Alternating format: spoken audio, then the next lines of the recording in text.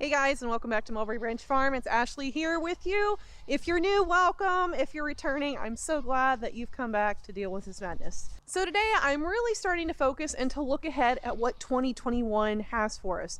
2020 wasn't a terrible year. Yeah, I mean, the whole C word and everything else that kind of happened was not good.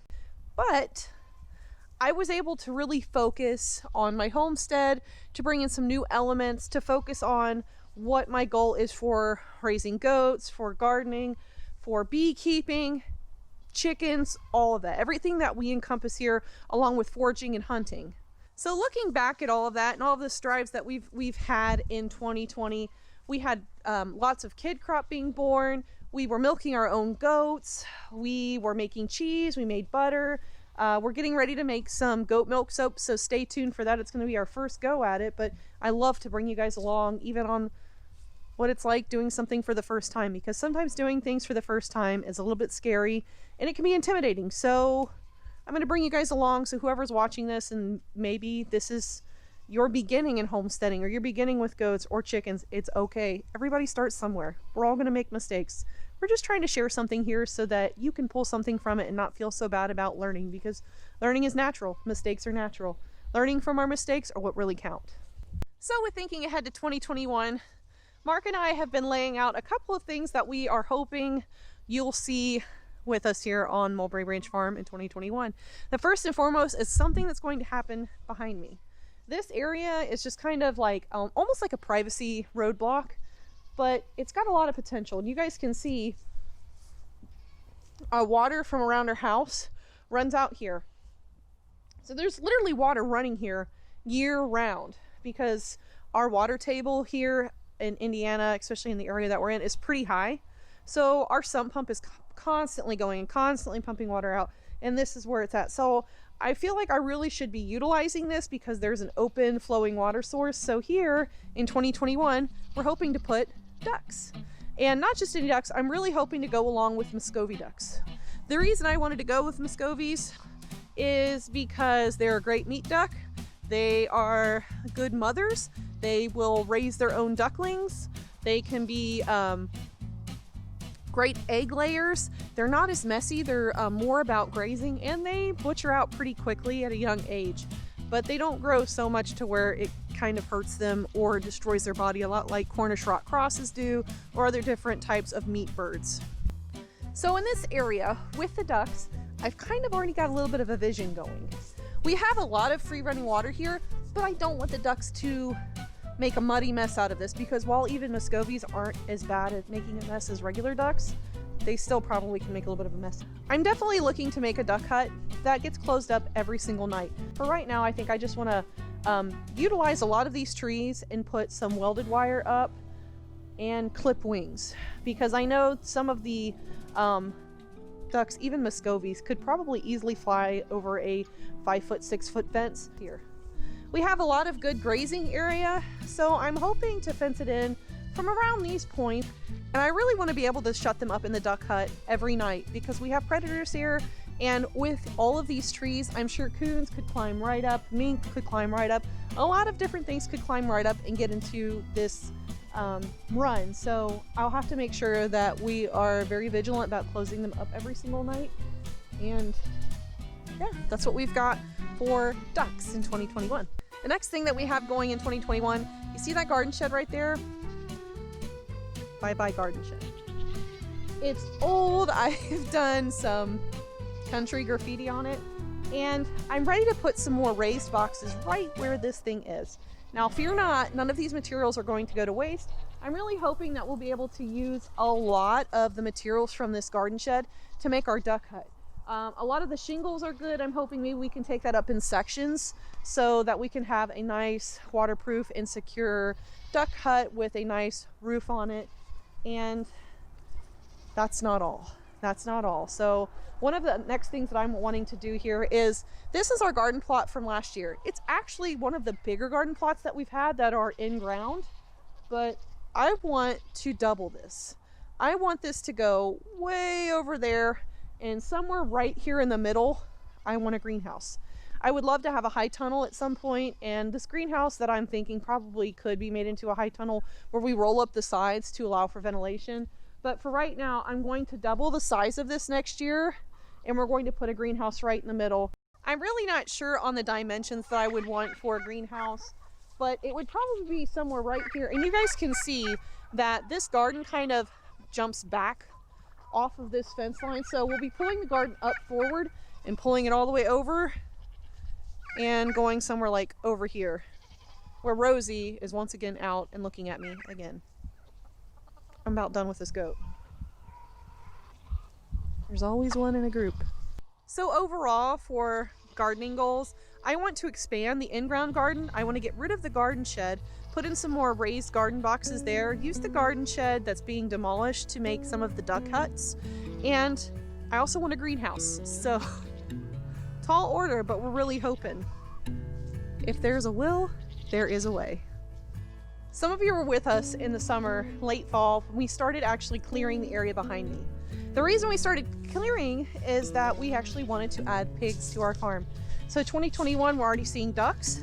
We're going to be seeing a large garden expansion, and we're going to be adding pastured hogs. I think I'm going to go with coonies. I know it's cliche, but there's a lot about that breed that I really like for production purposes, along with the impact and footprint that they leave on your property. We have more than enough grazing in with the goats as well, so it's not like we can't rotate these guys around to keep them from damaging or rooting, because while I know coonies are not supposed to be big rooters, there's always that exception that even though they've got that short snout and they're not supposed to, they'll have more than enough room over here, because we're wanting to run it all the way up to right behind our garden, where the garden shed's at, right there, so that the pigs are actually really close to our garden. We can just throw scraps in from the garden. The chickens can go over there to do permaculture. They can come in here. Now, I know chickens and pigs sometimes don't get along, but we're just gonna have to wait and see how that goes. So we're currently going to be moving and taking care of some of the brush out here.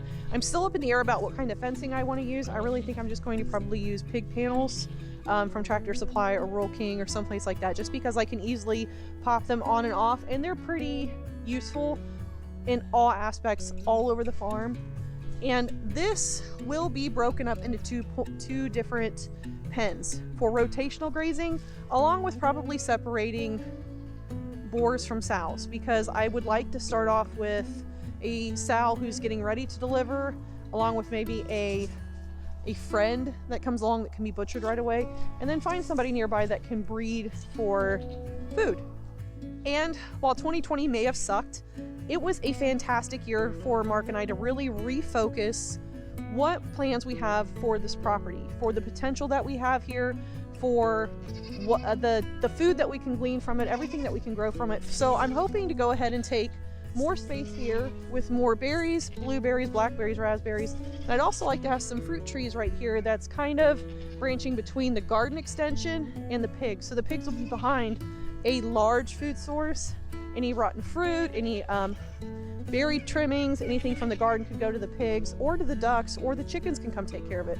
We just have a lot of land that we're not utilizing, and right now, with how uncertain a lot of things seem, might as well get that rolling. It's something we've always wanted to do, and here comes the man of the hour. Guys, now. How bad is her dream list? I'm worried.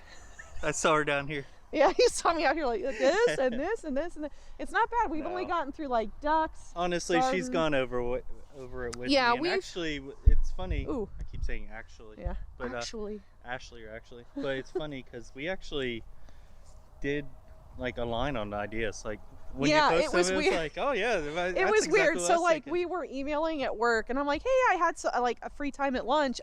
I drew up what I think would be good, and I sent it to him. He's like, this is weird, but we actually aligned for once. So yeah. I'm actually going to share those here on the next screen while we keep talking. But because when we look at things, it's funny because like she'll have an idea and I'll have an idea, and we sort of throw them together to see how they match up and pros and cons versus each. Yeah. So we sort of attack it that way, because if we're working together, it always seems like, you know what, we start going different directions. Yeah, we try to make sure we work in each other's ideas, and honestly, it's really worked on a lot of different projects and parts of our property where I know there's a lot of times where I come in, I'm like, I'm really glad I listened to you. And he's like, I'm really glad I listened to you on this. So we try to tag team. And one important thing we have to look at too is, because when you put something in, especially like barn and fencing, it's considered It's pretty semi-permanent. permanent. Yeah, it's pretty permanent. So you want to try to figure out your layout ahead of time and figure out where things are going to work out if in the future, and then if it doesn't work out, you guys get a mistake video, which is great. What we learned from making this mistake, which is something that we're really glad to be able to do. We've been doing this homesteading thing for, gosh, about 10 years. This was an open cornfield. For anybody that doesn't realize it, starting all of this was an open cornfield before we bought it. Like over there in that field, that's what it looked like. That's what this was. So I don't want someone to look at this and be like, wow, you just started your... No, we've been doing this for about a decade, and we both work full-time jobs. Our daughter's active in 4-H and sports and church, so there's a lot that kind of pulls us away from our property. 2020 kind of helped us refocus and helped us build our goals for 2021. I think also, you know, the first couple of years we did hit it hard, and like then we had to take a slow down for a bit to recoup, but we really built things up fast to get us a good foundation. That's probably my fault, because I'm like, well, we're young now, like let's do this now while our body's like... Y'all, every single fence post over there, we both dug by hand. The only thing we've had contractors actually come in and do would be the barns, because we don't trust ourselves with a construction, something that's that big of a construction. And actually our chicken coop, because we found someone local that could do it for way cheaper and in one day, where it would have taken us months, and we used a tax return for that. So everything else we were able to pay has been done by hand, slowly, over time. Our beautiful buck pen, I know I've gotten a lot of compliments like on the fencing that we're using over here along our fences. This buck pen this time last year was the ugliest goat pen you've ever seen. It's taken a lot of work. We started out with barbed wire. We have done a lot of trial and error, and every year we kind of go through, what do we want to do? And some years it's more based around landscaping, and then we rotate back to our homesteading. Done. We got the hard part done. We got the planning, so we know how we're going to do it. Now we just got to do now it's execution. Planning, especially with us and our visions, sometimes our visions are very different. So the planning part is probably the most problematic between the both of us. It makes it nice though, because we've really hashed out like a lot of the pros and cons when we do that. So like we really set it up where we don't like wish later, hey, we would have done it this way or that way. We really don't have any regrets how it's laid out. No, I would say that's the same, but I think it's because like he looks at it a specific way, and then I'll look at it from a different standpoint. So he's looking at like building and placement, and I'm like, but functionality for the goats and this and this and this, and it really helps. So for anybody out there that's got projects that you're kind of stuck on, just find a buddy, find a mentor, and just spitball. Just you know, Google has so many different aerial viewpoints of so many properties. Print it out. Just start doodling on it. Yeah, that's what we do. That's what we do. We print out our property with Google Maps, and then we'll use, you know, Microsoft PowerPoint, paint. and start drawing out what we want and get a good perspective on that. Excel can even be used to do some of those things for like gridding out things that are pretty true to dimensions and things like that. But and it's funny because, like, you know, you look back at the old plans and everything's still laid out the same way we planned it. So I think there's only been like 1 or 2 times where we've actually looked at something and been like, I wish we would have done it different. Those are some things that you guys can stay tuned at Mulberry Branch Farm for 2021. And we're also kind of telling you guys this so you keep us honest and accountable, because life gets really busy. I've already signed you up for softball if it happens. 4-H is coming back. We're going to get really busy, and I'm hoping you guys will help keep us accountable here, where our efforts are probably the most fruitful and important in our lives. So I think that's going to do it for us today, guys. Thank you so much for being here with us. If you enjoyed this lovely face and all that he brings to the channel, it's like, what are you doing? Make sure that you let us know if you enjoyed the video by dropping us a like. Leave us a comment. What are some of the things that you're planning here in 2021? You don't have to be a homesteader. You don't have to be a farmer. What are some of your goals that you're looking forward to working towards in 2021? And more importantly, if you want more Mulberry Branch, you want more of us, more of the farm, more of the goats, the dogs, the chickens, the bees, the turkeys, the donkeys, make sure you subscribe and hit the notification bell. But until next time, guys, thank you so much for being here with us. We appreciate the time that you give us. We hope that you stay safe and that you're kind to one another in the meantime. We'll catch you in the next one. Bye.